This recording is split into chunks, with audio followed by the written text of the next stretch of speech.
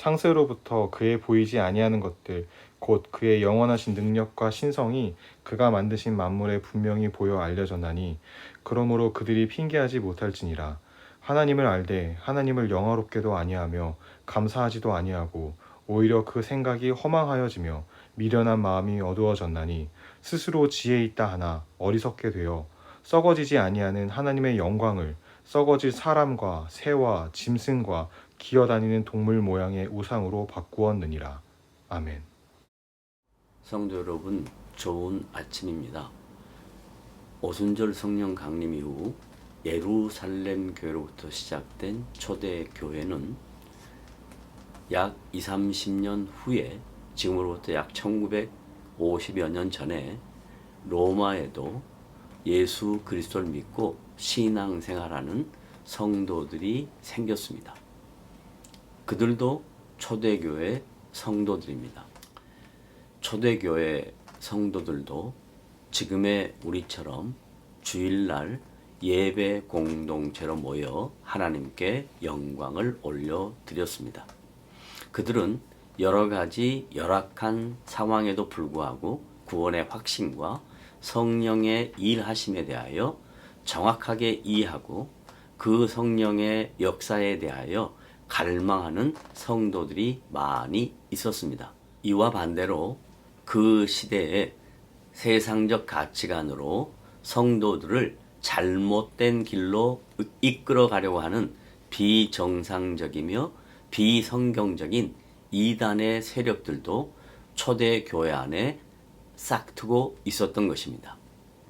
눈에 보이는 현상들만 다를 뿐 그 시대나 지금 우리가 살고 있는 이 시대나 신앙생활하는 성도들에게 맞닥뜨리는 어려움은 하나님을 알지 못하는 사람들이 세상적 가치관으로 살아가는 방법입니다. 뿐만 아니라 그들이 이 세상에 득세함으로 기독교의 본질과 복음을 훼손하는 악한 영의 세력들이 있다는 것입니다. 그러므로 사도 바울은 초대교회 성도들에게 기독교 교리에 매우 중요한 복음의 내용들을 구체적이고 상세하게 기록하여 가르치고 있었던 것입니다. 그 중에 로마서 1장 1절로부터 17절까지 하나님은 어떤 분이신가? 예수 그리스도는 누구신가? 그리고 복음의 본질이 무엇인지에 대하여 자세하게 설명했습니다. 뿐만 아니라 사도 바울은 로마서 1장 18절부터 3장 마지막 절까지 인간의 죄에 대하여 정확하고 구체적으로 증거하고 있습니다. 죄 때문에 생긴 결과와 죄의 영향력이 얼마나 큰지에 대하여 지적하고 있습니다. 죄의 영향력은 하나님을 인식할 수 있어도 그 하나님을 영화롭게 하지 않는다는 것입니다.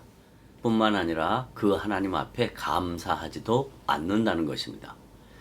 인간의 본질은 창조주이신 하나님께 영광을 돌리며 그분이 이 땅에 살아갈 수 있도록 도우며 섭리하셨다는 것을 믿고 감사하는 것이 정상적인 삶의 모습입니다. 하지만 죄의 결과와 죄의 영향력 때문에 감사하지도 아니하고 영광을 돌리지 않고 있는 것이 죄의 본질과 죄의 모습인 것입니다.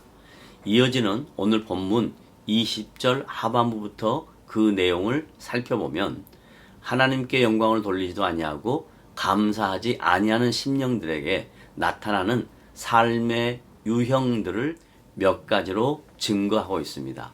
이 내용을 오늘과 내일에 이어서 연속으로 함께 생각하려고 합니다. 그중 첫 번째는 그 생각이 허망하여지고 라고 말합니다. 여기서 사도 바울은 허망해진다라는 헬라어 원어의 뜻을 이렇게 표현합니다. 변론이라는 의미입니다. 말이라는 것은 자기의 생각을 나타내는 것인데 그 당시 헬라 철학자들도 또 많은 지혜자들도 그들의 생각을 말로 지배하고 있었습니다. 그런데 그 말을 하나씩 분석해 보면 그것은 곧 그들의 생각이며 사상이며 변론이 모두 다 의미가 없고 내용이 없다는 것입니다. 초대교회 성도들의 삶의 모습처럼 지금 우리들도 우리가 살고 있는 이 시대에 다양한 인터넷, SNS, 페이스북 등의 플랫폼을 통해서 자신들의 생각을 드러내는 언어의 홍수 속에 살아가고 있습니다. 이 엄청난 정보들이 삶에 다양한 유익을 주는 것도 있지만 대부분 모든 것이 의미가 없고 가치가 없고 허망한 것들이 많다는 것 또한 꼭 알아야 할 것입니다. 사도 바울이 허망하다라고 표현한 변론이 의미가 없다라고 하는 이유는 이 세상 속에서 거룩한 교회를 순결하게 지키기 위함이고 초대교회 성도들을 바른 길로 인도하기 위함이었던 것입니다. 하나님께서 이 세상에 교회를 두신 목적과 성도를 세우신 이유를 분명하게 깨달아 모든 성도들이 그 세상의 가치관에 물들거나 그 사상에 빠져 들어가서는 안 된다는 것을 강조하기 위함입니다. 이러한 언어와 정보의 홍수 속에서 성도답게 살아간다는 것은 만만한 일이 아닙니다. 그래서 성경 시편 119편 105절 말씀에 보면 시편 저자가 주의 말씀은 내 발의 등이요 내 길의 빛이니이다 라고 고백하였습니다. 여러분, 우리에게 주어진 삶의 현장 만만하지 않고 녹록하지 않습니다. 누구나 다 살아가면서 어려움을 겪습니다. 그러나 주님이 우리에게 주시는 이 말씀으로 위로를 받고 격려를 받아서 주의 말씀이 우리의 삶의 지표가 되고 안내판이 되는 그런 복된 하루가 되시기를 주님의 이름으로 부탁을 드립니다.